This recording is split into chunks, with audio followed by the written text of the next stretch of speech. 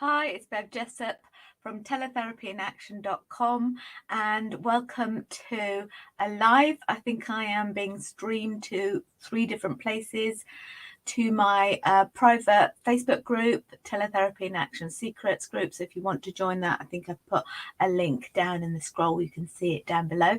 And I also train other speech therapists on how to start their own business online and to grow it. So if that's something you're interested in, then I've left a link in the description box below in YouTube. So we're also live in YouTube. And today I just wanted to talk about the podcast that I'm going to be releasing over the weekend, and it's called The Secrets of Storytelling for Growing Your Business. And it's an interview with a lady called Stacia Keogh, and I spoke to her a few months ago actually on this podcast, and with one thing or another it was a case of like putting it all together. And I just wanted to let you know that I feel that storytelling is really important for us as business owners, but as therapists. And I know we do that for our clients.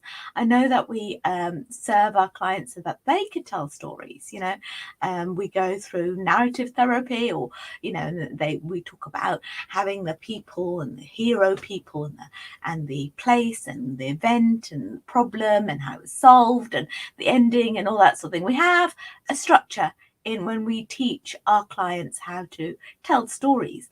But did you know that stories are really, really important for us as therapists who are growing their business and who need to tell a story? Now, why do we need to tell a story? We need to tell a story because there is a purpose. There's a sense of identity in a story, and we all have stories.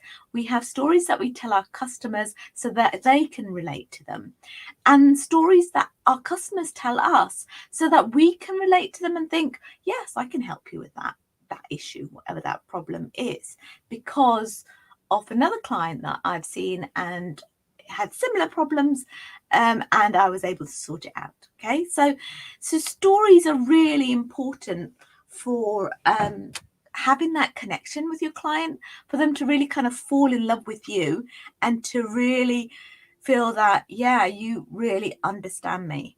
Okay, so there's a lot of weight in telling a story, and we love listening to stories. We're like born with that, really. I know my kids have all been grown. They've grown up now, but my husband is really good storyteller, and he puts on these voices and things like that, and he's really good at telling stories and reading them. And stories are so important for child development, but they are so important in growing our business. So if we can tell a good story and tell it well and powerfully, then that is such a brilliant marketing tool.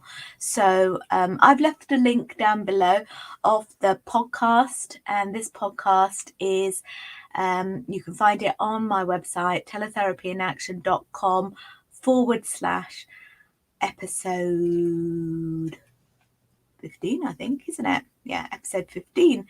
So head over to teletherapyinaction.com/episode 15, and you will learn all about it from Stacia Keogh, who's an expert in storytelling. And whilst you're there, you might be able to pick up some freebies as well, because I've got a teletherapy marketing checklist. And if you are interested in booking a session with me, a strategy session, then just go to teletherapyinaction.com/contact. So before I go, what I wanted to tell you is one of the kind of stories that I often tell is my first teletherapy client. And my first teletherapy client was in Italy. I was here in the UK. I didn't speak any language. I don't speak Italian, and he was half Italian, half English, so he spoke both, but not very well. Okay, he didn't have any AAC in place, and yet he was expected to pass 5 oral exams. Okay, I tell that story. Why do I tell that story? Because he managed to pass his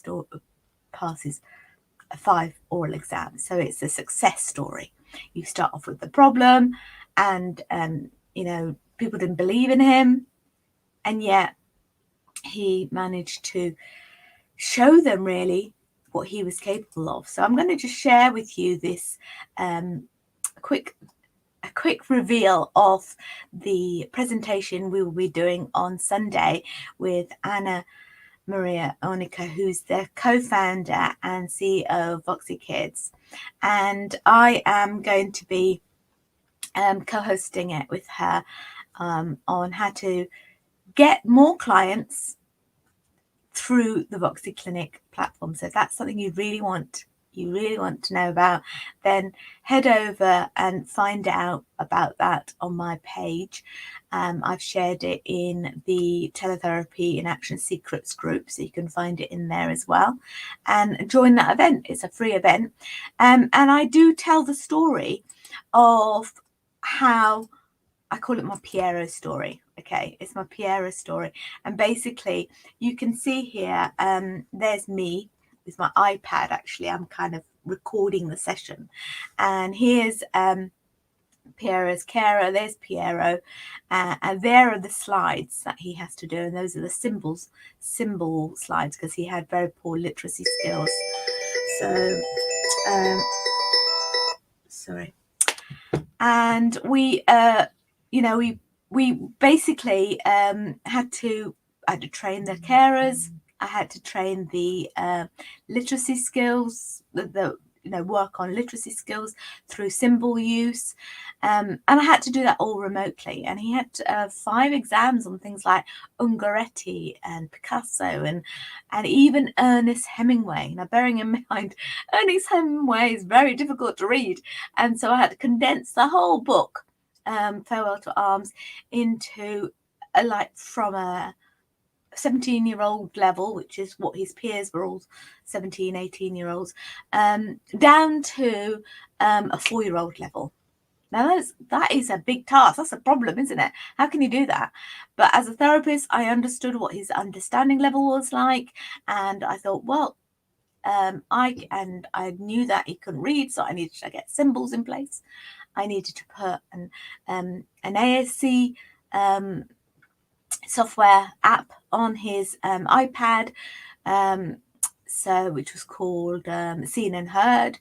I had to teach them how to program that and put the voice on there, and that was all done remotely, and he was able to then pass his exam. So I tell that story because it's really, really valuable, and not only was it valuable for him because he passed his oral exams, he proved others wrong, he achieved his goals.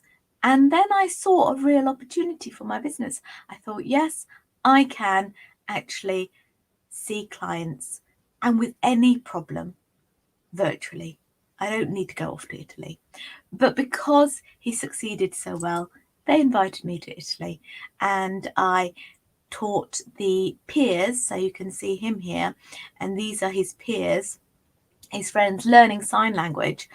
So I taught them sign language, and I taught them how to use the iPad, and I taught them how to use the symbol software. And I was there for a few days teaching the staff and his peers on how to do that. So this story actually became a bigger story, if you like, but there was an opportunity for my business to grow. And so that's why I tell this story. So if you want to know more about